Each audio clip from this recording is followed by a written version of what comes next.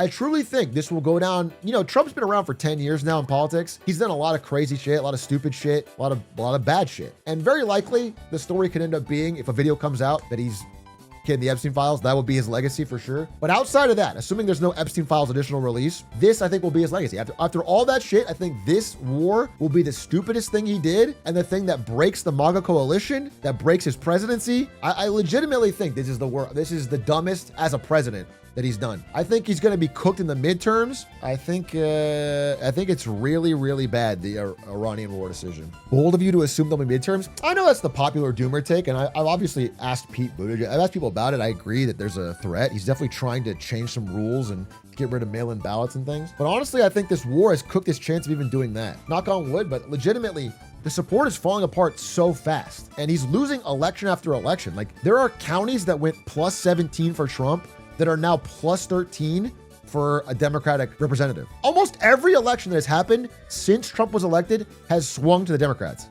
That's crazy. I mean, he's legitimately blowing up the MAGA coalition. There's these massive swings happening. He will do something crazy. I understand, again, I'm game theorying this, right? So I definitely understand that Donald Trump would like to bend the rules that he doesn't care about to stay in power. But understand that his capability of doing that rests on other people being afraid of him and wanting to do what he says, like Republican senators. And instead of what's happening is a lot of them are like shying away, and many of them are dropping out. 40 Republicans are refusing to run again. That's crazy.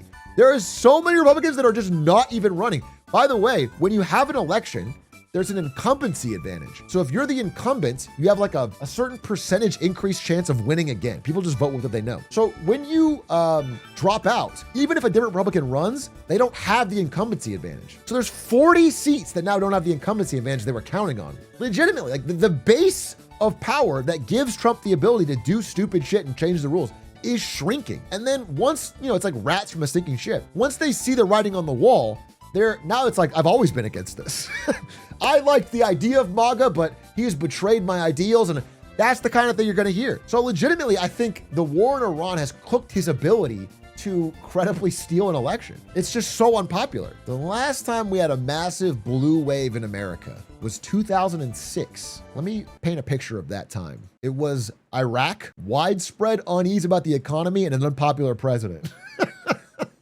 Does that sound familiar? Well, that's not the same because we're in Iran. That's way different. That's way different, dude. There's an entirely different letter. I mean, there's this guy. It's like a right-wing influencer, I guess, Substack writer guy. He's just openly saying it. They had a generational coalition around the election, and it's completely squandered. Everything's falling apart. People are burning their MAGA hats. People are pretending they didn't know. Not everybody, obviously, but the enthusiasm gap is what we're really seeing in elections. You're seeing people who voted Trump just stay home. They're not voting at the polls. They're just voting less. The enthusiasm gap is so massive. I'll give you a concrete example. Let me give you a concrete example. So this is Bobby Boodman. She's in New Hampshire, a rural part of New Hampshire. She ran for state representative, I believe, in November 2024 during the height of peak MAGA, dude. Trump and Elon teamed up, Cruel Kids Table, vibe shift, the culture's changing. We can say the R word now. She ran in November 2024 and she got completely destroyed. She lost by 13 points. Well, the same election just happened in the same county with the same woman, and she won by 3. A 16-point swing in 16 months. There's clearly a vibe shift. It's the same woman in the same location. So we're seeing a real shift. I think of all of the major elections that have happened since Trump's inauguration, there have been 24. Do you know how many went to Democrats? It's 24. It's 24. It's 24-0 since Trump's inauguration. These aren't like the biggest elections in the world, but that says something. What I'm saying is whatever vibe shift he had or whatever coalition he had, it has unraveled under higher prices, foreign wars, chaos at home, chaos abroad, tariffs, ICE, all of this stuff is broadly unpopular. Even among his base, it has eroded support. They went from like 90% approval on all these things to 85 to 82 to 78. And they're just not motivated to get out there and convince people, vote. It's not happening. I mean, and then among the younger, there's that young male version of the right that really rallied behind Trump and Elon. That's gone. Those people are all on Nick Fuentes now, and Nick Fuentes is openly saying, here, they got to have a quote. Think about this. This is the guy that has the youth right vote. Don't vote. Do not vote in the midterms. The Republicans have to lose. They have to lose. They have to crash and burn. Okay. Just understand how Elon's no longer tweeting fucking crazy Trump stuff. He's focused on the UK now. Like, this coalition has fallen apart. And at the same time, in a sign of like mental degradation, you go on Trump's Truth Social. The length of his posts is a great indicator that he's lost the plot. He used to have these short, quippy posts where it's like easy to understand, easy to rally behind. Look what he's doing now. It's fucking typers. He's gone insane, bro. He's typing novels to people that are less and less interested. There is no longer a cohesive message. So again, what I'm saying is I'm fully calling it that the coalition is cracked. It's cooked. He burned it. And I think Iran was the last straw. Obviously Epstein, a major part of it, obviously ICE, all this stuff. But all of that, perhaps he could have fucking pulled a Trump miracle. I think Iran and then gas prices spiking is just breaks it. I mean, you guys remember one of the biggest, catchiest slogans of the November 2024 election, like the summer leading up to it, was people would put stickers on gas pumps of Joe Biden pointing at the price and saying, I did that. That shit was viral. That was I did that. That was massive. And now the one thing he had was lower gas prices and it's fucking spiking. He's cooked, bro. Now what happens next is anyone's guess. I'm not saying America's a deeply polarized country. We have some real fucking problems, obviously, and he's only created more of them. I'm not saying Trump gets out and, I mean, he's not even out, but I'm saying listen, here's the thing. I was very confident, and I remain confident that Democrats will win the House. They will flip the House of Representatives. But as I said before, I was very skeptical that they would win the Senate because the Senate is so stacked against them winning. It has 2 seats per state. There are many small red states with small populations. It's just impossible to flip a majority of the Senate. It's very difficult. However, if they flip the Senate, because now they're mathematically looking like they might. That's how unpopular this guy is. Kalshi and Polymarket have him as 51% or 52% winning the Senate. If they flip the Senate, Trump is impeached. Like if they flip one, it'll be like impeachment show trials and he'll get bogged down. But if they flip both, he will actually get impeached. There will be insane amount of motion for that. But these are all things that are starting to happen. I'm just calling it early. Like I understand that we're getting a little ahead of the game, but this Iran war there's no off ramp. He's already been impeached. No, you guys are, listen, I understand the headlines are misleading, but he was impeached by one of the houses, but blocked by the other one. So it didn't happen. Nothing happened. But if they were to get House and Senate behind it and a unified impeach, he could get impeached. Does Jake Paul have a chance? Anything's possible in this great country of ours. I think we better have lame duck Trump than lame duck Vance. I mean, either way, lame duck either one. By the way, Vance, do we make a clip about me talking about how Rubio is going to be the dark horse and take over Vance's spot? And Vance has like torched himself on the ICE stuff. And I mean, that was like January I said that. It was after Venezuela. Look, dude. Vance is fucking cratering. I mean, you'll just notice that Rubio has avoided. He's completely distancing himself. Vance can bring it back though? No, I don't think so. I'm legitimately calling it early. The MAGA coalition and movement is exploding. It's imploding. So the next Republican candidate is gonna, if they are successful, it will be off of, a total 180. Like that was a complete betrayal. We're gonna do say the same thing basically. We're gonna do no foreign wars. They're gonna do all this stuff. They're gonna do the opposite. And Vance is too tied to Trump. It's like Harris and Biden, honestly. I'm kind of under the impression Trump will try something. He'll definitely try something, but to try something, you usually need a base of support. I'm not ruling it out. I'm obviously scared of it too. It's a real threat. He's a cornered scorpion. Like the idea that you could even squeak out a win is now breaking down. It's just really bad. The enthusiasm gap is what's really just crushing him. I think I was more scared before the Iran war. I think the Iran war has just vaporized like the enthusiasm to fight. People are fucking furious about it, and all that youth support it's gone. Like, here's one thing that polling will say. Obviously, polling splits on party lines about the Iran war. However, even on people who support the war, I think I have a headline here. Let me see it. Yeah, here it is. Here's the biggest polling takeaway. If you look into the polling, even Republicans that support the war, they still have trouble. They don't understand the point.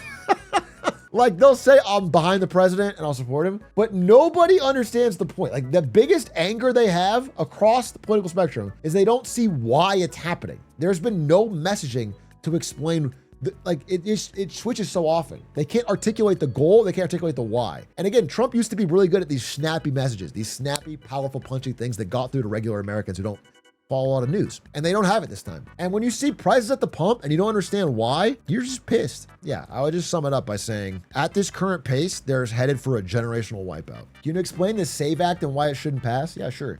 So there's two parts to the SAVE Act. One is about voter ID laws, having an idea to vote. Now, that's debatable. Some countries have it, some countries don't. There's credible reasons to be against it in America because we have very, very low evidence of actual voter fraud. And voter ID laws disproportionately help add a layer of friction that make people who are less likely to vote less. It just helps to make it like harder for people to vote. And old people who are established with houses, they love that level of friction and they do great and they vote more. So that's fine. But that voter ID part, I could see a debate on. That's fine. At the end of the day, if we allowed proper lead time and, it wasn't done in a fucking flaky way where people get taken off the rolls and everything, having an ID to vote is not crazy and I'd be fine with it. Here's the problem. There's two parts to the SAVE Act. The second part of the SAVE Act is they want to nationalize the voter rolls. They're suing every state in the union. Only like 14 have given them the rolls, but they're trying to get all the voter rolls and federalize it and put it in DC. And that would allow them to dispute any election and basically run their own, side version of the election. And that is crazy. That is crazy. Every state has run their own elections since the fucking dawn of the union. Putting it all in federal would give a lot of power and incentive to the person currently in power that would allow them to fuck with the elections. That is the part of the SAVE Act that is absolutely anti-constitutional, illegal, clearly done out of desperation, clearly done to create doubt about the election. And I don't like that. The voter ID stuff, again, depending on how it's handled, I could see either side of it. I'm not super ideological on it. So that's why I'm against the SAVE Act deeply. And it's just obvious what's happening because, again, people inside the Republican Party are saying they're seeing a generational wipeout coming. Marjorie Taylor Greene was out there saying more Democrats showed up to vote than Republicans in the Texas primary. If that happens in November's general election, Texas will flip blue, which has never happened. That's since 1994 as a Democrat won anything statewide in Texas. So there's just a lot of shit happening and people don't want to vote. There's a lot of Trump things that don't affect regular people that are stupid, but like have long-term effects that you won't even see. And people can ignore those really easily. This one is an immediate blowback that you can't get out of easily. You can't taco. And it's just making me realize he's cooked. Talarico's leading in polls for Texas.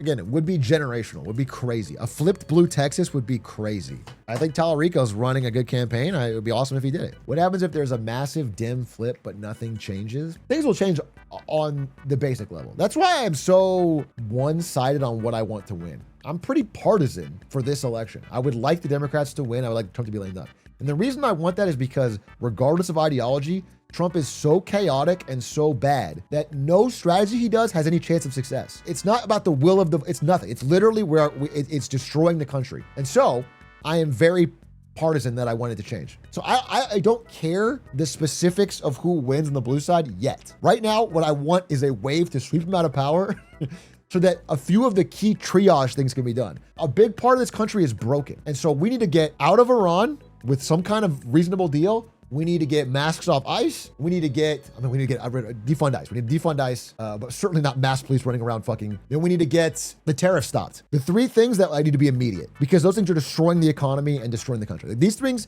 will be done by the Democrats at the very least. These three things need to happen because every month these things continue is destroying the country, bro. Then, ideally, we got this with the last president. It was just a fucking Joe Biden moderate. If we get a Lena Khan back in antitrust, that would be really nice. Again, I don't know if you've seen the small stories, but like Live Nation was being investigated by Lena Khan. This new administration has given him a slap on the wrist. No fucking punishment. They're back to gouging everybody. We need that. Also, fifth, release the files. Wait, the fifth thing is release the files. The fifth thing is the progress by Ro Khanna and Thomas Massey to get the Epstein files out. And then I guess the sixth thing would be punishments for some of these things that have happened. So these six things, I'm actually pretty confident that a blue majority will get done. There's insane pressure for these things. It's the harder stuff. The things that I don't know that any party can fix in America right now, which is like, how do you make promises to your voters and fulfill them while also not going into massive debt and kicking the can? These things America isn't built to solve.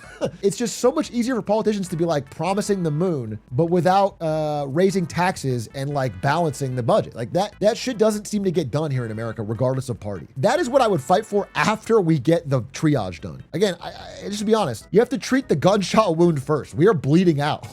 Iran war is literally one of the dumbest things we've done ever. It's incredibly stupid. It's destroying alliances. It's destroying economically.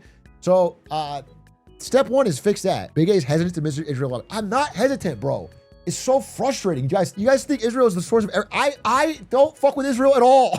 But here's the thing. I'm gonna tell you this. Both Republicans and Democrats are gonna pivot to a deeply anti-Israel message. So don't worry about it. I promise you the next Republican candidate is gonna go, fuck Israel. I promise you, dude. It's deeply popular. You don't have to worry about it. What I'm telling you is we are in Iran because of our own stupidity. America has the ability to say no. They don't have magic, okay? Now, Israel they've taken some of this money and spent it on political influence, and it's fucking horrible. It's so annoying. Because our politicians are so cheap to buy. It's not just Israel. A lot of countries, a lot of big businesses, people buy our fucking politicians easily. I agree with you. People like fucking Ted Cruz, people that have Israel flags outside their office and say it's the most important country on earth, it's insane for American politicians to say. But you have to understand that our problems are so much bigger than that. Solving that problem is not even 1/100th of the way, and people act like it's the main issue. It's not the main issue. We have deep structural problems that are so much bigger. I do think, I said before Trump, when he got elected, I was like, you gotta go through Hoover to get FDR. I think Trump is setting up for a generational crash out, and the tide will switch, and God willing, we get somebody good. But I do think it has to be more than just a president. I think it has to be a movement. I think it has to be like bottoms up. I think one of the biggest mistakes of the Obama era, other than I think Obama was not what he promised to be, is that during the Obama era, people just coasted on Obama. Obama was really good at public speaking, and they coasted on him, and they didn't develop any sort of ground game, any sort of local game. And the Democratic Party lost every like state level thing. It ended up being just a president with no base, no support. And they couldn't get anything passed. It's crazy how cheaply our politicians sell out for. It is crazy. No, it is genuinely, we've talked about it for many examples. The amount of money you look into it, sometimes it's like 20 grand. It's like 20 grand, or it's like, maybe 100 grand. And like they're selling out. It's crazy. They sell out for nothing. They sell out for like billionaire pocket change, and they change laws and they take pre-written laws and pass them. And that is a big part of our problem. Again, I've said the number one thing that, if I could genie magic wand, I would fix things, was get money out of politics. Because if you get money out of politics, then the votes more accurately reflect people actually want. And then eventually problems get solved. Like things will just correct more towards people's will. The thing that stops it right now is like people can want something, but not have the money compared to the small interests that do want it. America thinks USA spend 31% of budget on foreign aid when it's actually less than 1%. Yeah, exactly. This is just an example. I just think people think like, here's the truth of it. And here's the fucking honest to God hardcore truth that I'm sure this audience will be okay with, but most people aren't. The truth of it is that the majority of our money, if our tax bill was $1, if all of our taxes added up to $1, 68 cents of that is going to old people. It's just absurd. Our economy is like a retirement home with a military on top of it. 14% to the military and then like 11% to interest or whatever. That's it. That's all of our money is like old people, interest, and military. And then the rest for like our lives, for education and building roads and schools. And that it's like a tiny bit left. Understand that like that is a much bigger issue than foreign aid or anything. Like that is what the tackle we have to tackle. If you think solving anything else is going to give us the money to fix our country, you're wrong. That is what we have to fix. When you say old people, what does that entail? I mean, Medicare, which is old people's healthcare, and Social Security, which is old people's living. Those two things. So that basically they are checks to old people. It's for different reasons, but that's what we collectively, the working age populations of our country, give taxes in that go as checks to old people. And again, I'm not saying old people shouldn't have healthcare. I'm not saying we shouldn't have Social Security, but I'm saying specifically, I think Social Security needs to be thought of, and possibly I'm getting more and more for means testing. It doesn't make sense for many, many well-off boomers who own property to be getting checks from the government from working age people. We have to really think about what we want to spend the money on. And the second thing is Medicare, it's not fraud in the way that Elon Musk defines it.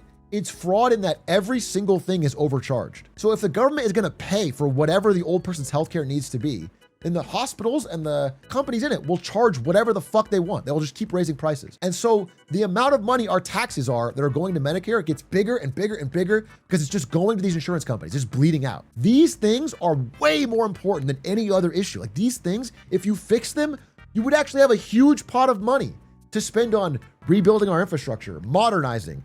You could have high-speed internet across the country. You could have, like, these things are important, but you can't you can't get those because we're already massively in debt. You can build trains. These are things we could do if you fix that kind of red tape. So that's what I'm more passionate about. That's why I talk about that stuff more. I'm not saying political influence isn't an issue. I'm not saying what's going on in the Middle East is an issue, but I just being real. Like these problems are what's causing Americans' life to get worse ever since Reagan. That's basically the thing. Our quality of life has been declining because we haven't seen any use for our taxes.